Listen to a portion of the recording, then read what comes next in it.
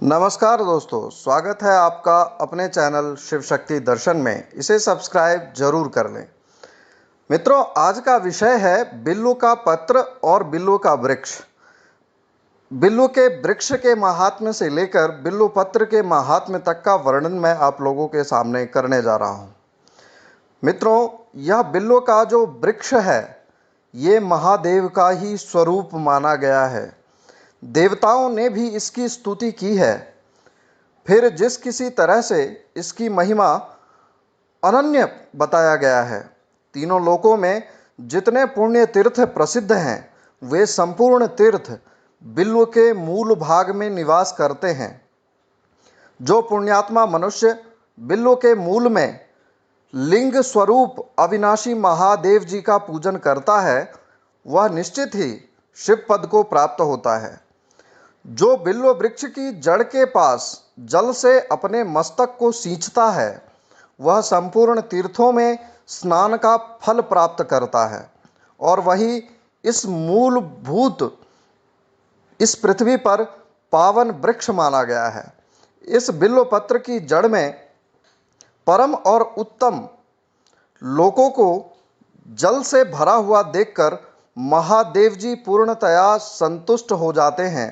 जो मनुष्य गंध पुष्प आदि से बिल्व के मूल भाग का पूजन करता है, मूल भाग अर्थात जड़ का पूजन करता है, वह शिवलोक को प्राप्त होता है और इस लोक में भी उसकी सुख संपत्ति बढ़ जाती है। जो बिल्व के जड़ के समीप आदर पूर्वक दीपावली के दिन या अन्य शुभ दिनों में दीप जलाकर रखता है, वह तत्व ज्ञान से संपन्न हो भगवान माहेश्वर में मिल जाता है। जो बिल्व की शाखा थामकर हाथ में उसके नीचे नए पल्लव उतारता है और उनसे उस बिल्व की पूजा करता है, वह सब पापों से मुक्त हो जाता है। जो बिल्व की जड़ के समीप भगवान शिव में अनुराग रखने वाले एक भक्त भी भक्तिपूर्वक अन्य ब्राह्मणों को वहाँ पर भोजन कराता है, उसे कोटि गुना यानी 1000 गुना पुण्य फल प्राप्त होता है। जो बिल्व की जड़ के पास शिव भक्त को खीर और घृत से युक्त अन्न देता है, वह कभी भी दरिद्र नहीं होता। ब्राह्मणों को इस प्रकार सांगोपायन शिवलिंग पूजन का वर्णन किया है। यह प्रवृत्ति मार्गी तथा निवृत्ति मार्गी पूजा के भेद से 2 प्रकार का होता है। प्रवृत्ति मार्गी लोगों के लिए पीठ पूजा इस भूतल यानी इस पृथ्वी पर संपूर्ण अभिष्ट वस्तुओं को देने वाली है। प्रवृत्ति पुरुष सुपात्र गुरु आदि के द्वारा ही सारी पूजा संपन्न करे और अभिषेक के अंत में अगनहीन के चावल से बना हुआ नैवेद्य निवेदन करें। पूजा के अंत में शिवलिंग को शुद्ध संपुट में विराजमान करके उसके भीतर वहीं अलग रख दें। निवृत्ति मार्गी मतलब निवृत्ति मार्गी का अर्थ ये होता है कि जिनको भगवान की ही कामना है, भगवान के अलावा इस पृथ्वी पर किसी भी वस्तु की कामना नहीं है, उसको कहते हैं निवृत्ति मार्गी। निवृत्ति मार्गी उपासकों के लिए हाथ पर ही शिव पूजन का विधान है। उन्हें भिक्षा में जो भी प्राप्त हुआ होता है, अपने भोजन के लिए उसे ही नैवेद्य रूप में निवेदन करना चाहिए। निवृत्त पुरुषों के लिए सूक्ष्म लिंग, सूक्ष्म लिंग का मतलब होता है जो नहीं दिखे, मतलब उन्हें अनुभव करके और उसका विभूत से पूजन किया जाए, भस्म से पूजन किया जाए और भस्म ही उनको नैवेद्य बनाकर प्रभु को अर्पण करना चाहिए।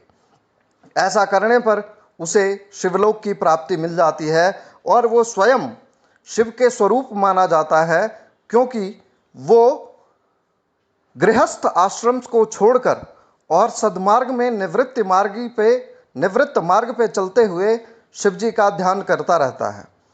मित्रों, आज मैं एक श्लोक वर्णन करना चाहूँगा बिल्व पत्र से संबंधित, और उसको ध्यान से सुने। वो श्लोक कुछ इस प्रकार है। त्रिदलं त्रिगुणाकारं त्रिनेत्रं च त्रिधायुधं त्रिजन्म पाप संहारं बिल्वपत्रं शिवार्पणम्। भगवान शिव को जो भी बिल्वपत्र अर्पण करता है पूरे मन से, इस श्लोक के माध्यम से दर्शाया गया है। ये जो त्रिदलम है, बिल्व वृक्ष और बिल्व पत्र में, आप सभी लोग ये जानते हैं कि त्रिनेत्र सिर्फ दो ऐसे देवताओं के पास है जिन्हें आप शिव और शक्ति के रूप में जानते हैं। उनके अलावा कोई भी ऐसे देवता नहीं है जिनके पास त्रिनेत्र हो। और उन तीनों नेत्रों को दर्शाते हुए बिल्वपत्र का महात्म्य बहुत ही उत्तम बताया गया है। बिल्व के वृक्ष में नवदुर्गा का भी वास माना जाता है, और जब भी नवरात्रि में हम पूजन करते हैं तो बिल्वपत्र पर ही नवदुर्गा की स्थापना करते हैं, और वहीं से बिल्व का जो फल होता है उसको ले जाकर जो माँ दुर्गा की प्रतिमा होती है उनके आँख का, उसके बीज से उनका आँख जो है वो डलता है। नमस्कार मित्रों, अगर ये जानकारियाँ अच्छी लगी हों, चैनल को सब्सक्राइब, वीडियो को लाइक और जितना भी शेयर कर सकें ज़रूर करें। भगवान शिव की कृपा आप लोगों पर बनी रहे, यही मैं भगवान से मांगता रहूँगा।